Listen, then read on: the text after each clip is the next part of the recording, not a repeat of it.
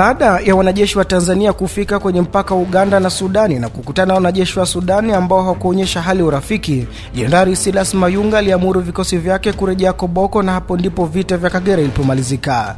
Je, ni gharama gani za mali na maisha ambazo nchi zote mbili ziliingia kwa wakati wote wa vita? Haya ni makala maalumu ya Nyufa za Kanda, na majira haya tunaangazia sehemu ya 6 Operation Chakaza ambayo ilitangazwa na Mwalimu Julius Nyerere mwaka 1978 ili kumuondoa madarakani kiongozi wa Uganda Idi Amin Dada aliyevamia Tanzania eneo la Kagera. Mimi ni Awadhi Rashidi.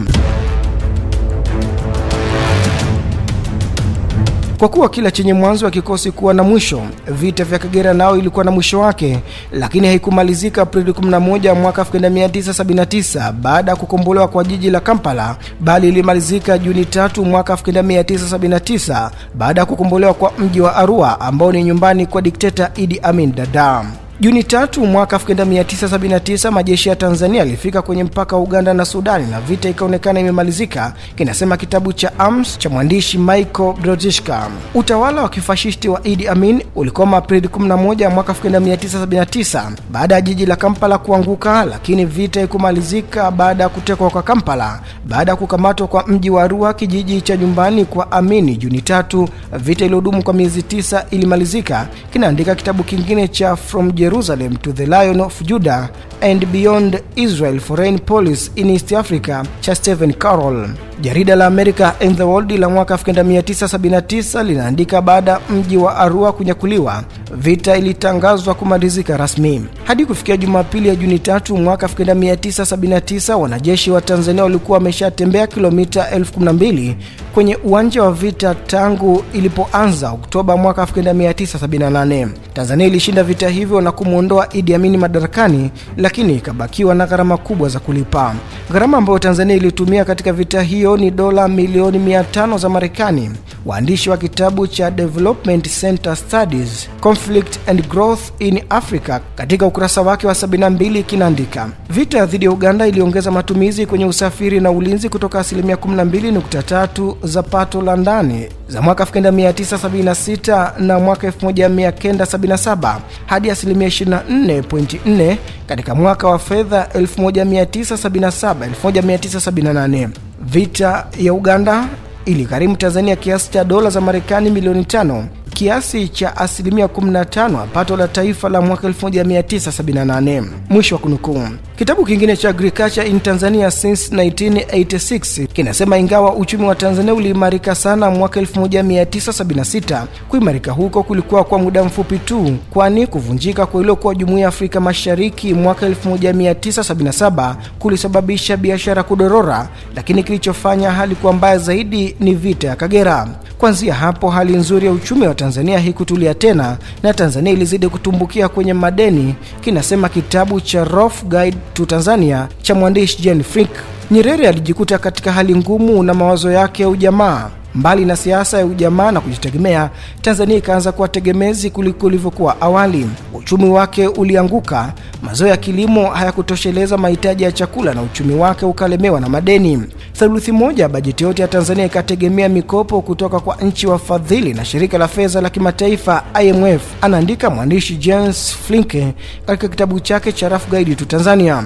Kitabu cha War in Uganda The Legacy of Idi Amin Dada kinasema askari wa Tanzania waliouawa katika mapigano kwenye vita hiyo ni 373, na kwa mujibu wa gazeti la Daily Monitor la Uganda la Jumapili ya Aprili 27 mwaka 2014, askari 93 miongoni mwa hao 373 waliuawa na jeshi la adui, lakini wengine walifariki dunia kutokana na ajali na majanga ya asili. Jeshi la Umoja wa Kuikomboa Uganda nalo lilipoteza askari wake 150.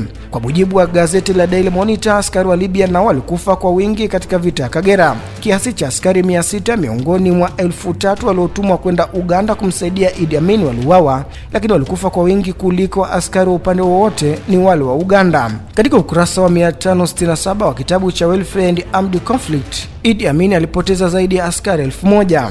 Takriban raia 1500 wa Tanzania na 500 wa Uganda waliuawa katika vita hivyo, kitabu hicho kinaeleza. Raia hao wa Tanzania waliuawa wakati majeshi ya Idi Amin yalipovamia Kagera, lakini raia wa Uganda waliuawa ilikuwa ni wakati vita ikiendelea, na waliuawa ama kwa bahati mbaya au kwa makusudi wakati wa mapambano. Kutokana na ushindi wa Tanzania dhidi ya Idi Amin, Rais wa Tanzania Mwalimu Nyerere alisema amejifunza mengi sana kuhusu vita kuliko wakati mwingine wowote katika maisha yake. Nachukia vita sasa kuliko nilivyoichukia siku zote, kwa sababu sasa naijua zaidi kuliko nilivyoijua mwanzo, Mwalimu Nyerere alisema. Alipoulizwa kuhusu serikali ya Uganda, Nyerere alisema hatupendi kujihusisha sana na mambo ya ndani ya Uganda, lakini ukweli ni kwamba alishindwa kuacha kujihusisha kwa sababu bado serikali ya Uganda haingeweza kufanya chochote bila kumshirikisha.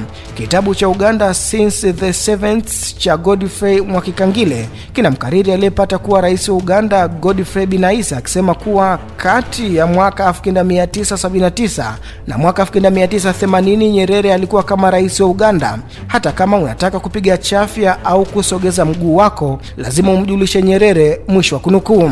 Lakini pamoja na yote hayo, Watanzania na serikali yao ndio waliolipa gharama kubwa ya vita hiyo. Ingawa hivyo, Meja Jenerali Benjamin Msuya, ofisa mwandamizi wa JWTZ aliyeteka Kampala, alisema pamoja na gharama zote hizo, vita hiyo ilikuwa ni ya lazima kupigana. Alhamisi Aprili 12 mwaka 2007, gazeti la Daily Nation la nchini Kenya liliripoti kuwa Uganda ililipa Tanzania dola za Marekani milioni 67 kama fidia hasara ambayo ilipata kutokana na vita hivyo. Gazeti hilo lilimkariri mkurugenzi wa mawasiliano wa Benki Kuu ya Uganda siku hizo, Juma Walusumbi, akithibitisha kumaliza kuilipa Tanzania deni lake. Nasema vijana wenu wananchi wanarudi baada ya kazi kubwa. Kwa hiyo mjiandae, muwapokee vizuri kila mahala, mikoani, wilayani na vijijini, kila watu kwa namna yao, kila watu kwa jinsi wanavyojua wenyewe, wawapokee vijana wao. Huko mimi sijali mkiwapokea kwa mila za Kihehe au mila za Kinyamwezi, huko sijali, lakini kila watu mahala pao, vijana wenu hao wanarudi, wapokelewe vizuri, wajue tunarudi nyumbani. Nchi yetu ilivamiwa na majeshi ya Amin. Jeshi la wananchi pamoja na wanamgambo waliungana kuunda nguvu moja ya mapigano. Nguvu hiyo ya pamoja ndiyo iliyompiga Idi Amin.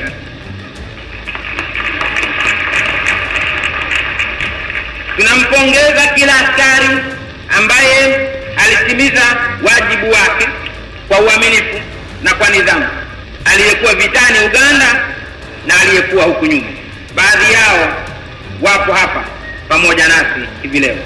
Tunawakaribisha na kuwapokea kwa furaha, na pia wakiwa wawakilishi wa wenzao waliokwisha kwenda nyumbani katika sehemu mbalimbali za Tanzania, na pia wale ambao bado wakingali Uganda. Lakini wako baadhi ya askari wetu ambao hawatarudi tena. Tunawapa heshima zetu kwa huzuni, lakini pia kwa fahari. Tunamuomba Mwenyezi Mungu awapumzishe pema peponi. Wakati vita dhidi ya Idi Amin ikimalizika, tayari Uganda ilikuwa kwenye mgogoro wa kisiasa. Kumwondoa Idi Amin madarakani lilikuwa jambo moja, lakini kuleta utulivu wa kitaifa lilikuwa jambo lingine. Profesa Yusuf Lule aliapishwa kuwa rais wa Uganda Ijumaa ya Aprili 13 mwaka 1979. Siku chache baada ya kuapishwa kwake, alianza kupuuza maazimio yaliyofikiwa kwenye mkutano wao wa Moshi ambao yaliwekwa kwenye katiba ya umoja wa kitaifa ya kuikomboa Uganda. Katiba hiyo ya kitaifa haikumpa rais madaraka makubwa, yakiwemo yale ya kuwateua mawaziri wake. Mamlaka makubwa yaliwekwa mikononi mwa Baraza la Ushauri la Taifa, lakini Profesa Yusuf Lule alitaka mamlaka makubwa awe nayo rais, na mgogoro ukaanzia hapo. Profesa Yusuf Lule na washauri wake wakiwemo Dr. Andrew Lutakome walianza kufanya maamuzi makubwa na uteuzi mkubwa bila kulishirikisha baraza hilo wala kupata ridhaa yake.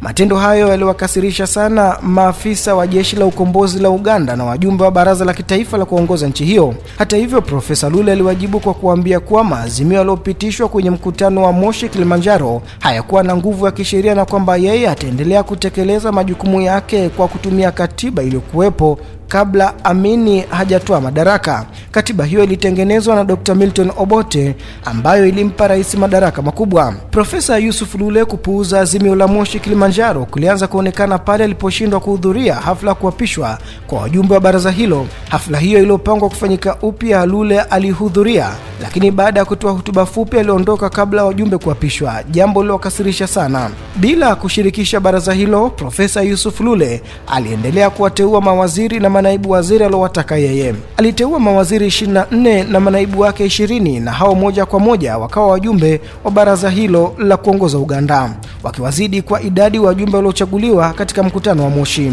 Wajumbe wa baraza hilo walikerwa zaidi pale Yusuf Lule alipowapatia kila waziri wake dola 5,000 za Marekani kama posho ukarabati wa nyumba zao. Walipomuuliza kulikoni, aliamua kumpa kila mjumbe kiasi hicho kikubwa cha fedha kutoka kwenye mfuko wa serikali iliyofilisika. Hakuwa na jibu. Yote haya yalikuwa yakifanyika wakati Kampala ikiwa katika hali ya hatari. Milio ya risasi ilikuwa ikisikika kila siku, hasa usiku, na miili ya watu ikiokotwa kila asubuhi. Wakati mgogoro kati ya Profesa Lule na baraza la kuongoza Uganda ukifikia hatua mbaya, Rais wa Tanzania Mwalimu Nyerere aliwaita viongozi wa serikali ya Uganda na kukutana nao jijini Mwanza. Profesa Yusuf Lule naye alifika Mwanza kukutana na Mwalimu Nyerere. Alifuatana na Paulo Muanga na watu wengine, na walipata chakula cha mchana kilichoandaliwa na Mwalimu Nyerere katika hoteli ya Mwanza. Kitabu cha New Africa Yearbook cha mwaka 1991 hadi mwaka 1992 kinasema katika mabadiliko ya baraza la mawaziri la Lule, 10 kati ya 19 walikuwa ni Wabaganda. Na baada ya kukutana na Nyerere mjini Mwanza alifanya mabadiliko mengine na kuongeza mawaziri 6 wengine. Mara baada ya kupata chakula, Muanga akapokea taarifa kutoka Kampala kwamba Radio Uganda imetangaza mabadiliko ya baraza la mawaziri na kwamba hata yeye mwenyewe ameguswa. Aliondolewa katika wizara mambo ya ndani na akapelekwa wizara ya kazi. Hatua hii ilimkasirisha sana Muanga, na kwa mujibu wa kitabu cha Guardian Angel Volume 2 The Moshi Conspiracy, anasema Muanga aliapa lazima amshughulikie Profesa Yusuf Lule. Mabadiliko aliyofanya rais wa Uganda Profesa Yusuf Lule bila kushirikisha baraza la kutawala Uganda yalionyesha dhahiri kuwa kiongozi huyo sasa alikuwa sugu na asiambilika, na aliona kuwa amekuwa na kiburi hata zaidi, kwani alifanya mabadiliko ya baraza la mawaziri wakati alionywa na Mwalimu Nyerere kwamba asiendelee na tabia hiyo, na hivyo hata Mwalimu Nyerere hangeweza kumwokoa. Mwalimu Nyerere alimwambia Profesa Lule afuate azimio la Moshi linalotaka mamlaka makubwa yawe ni ya baraza la kutawala Uganda na si kutoka kwa rais. Profesa Yusuf Lule alimsikiliza Nyerere, lakini ni kana kwamba hakumsikia.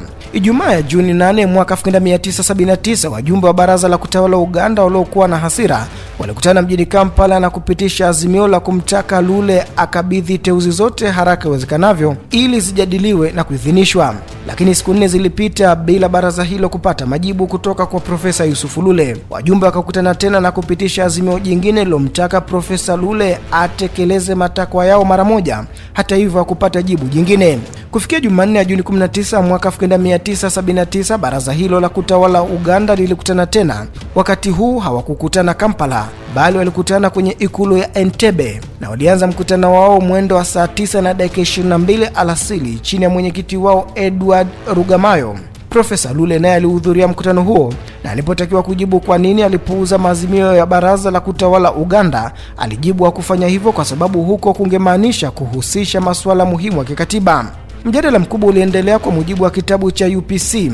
Mazungumzo ya wajumbe wengi ni azimio la Moshi, ingawa Lule alijitetea sana ila alibanwa. Alisema kuwa kupata mawasiliano aliotumwa kwake na baraza hilo, lakini barua ya baraza hilo aliipeleka Rugamayo mwenyewe ofisini kwa Profesa Lule. Muda mfupi baadaye Profesa Paul Wangola akasimama na akatoa hotuba ndefu akisema, na nukuu, demokrasia imewekwa majaribuni, uamuzi unafanywa nje ya baraza la kutawala Uganda. Lule amebaka jeshi la ukombozi la watu Uganda. Tumefikia mahali pagumu sana. Kuna ombwe la kisiasa. Rais Lule hakubali jeshi la kukomboa Uganda, na hatuwezi kuwa na rais asiyekubali jeshi la kukomboa Uganda. Ingawa Lule alifanya kazi muhimu kutuleta Kampala, sasa anatukwamisha. Mwisho wa kunukuu. Profesa Wang'ola alihitimisha kwa kuleta hoja kutokuwa na imani na Profesa Lule. Mjadala mrefu ukaanza na kuendelea hadi usiku wa manane. Hatimaye ilipotimu saa 7 kamili usiku, kura za siri zilipigwa na dakika 35 baadaye matokeo yalitangazwa, wajumbe 18 wakiunga hoja hiyo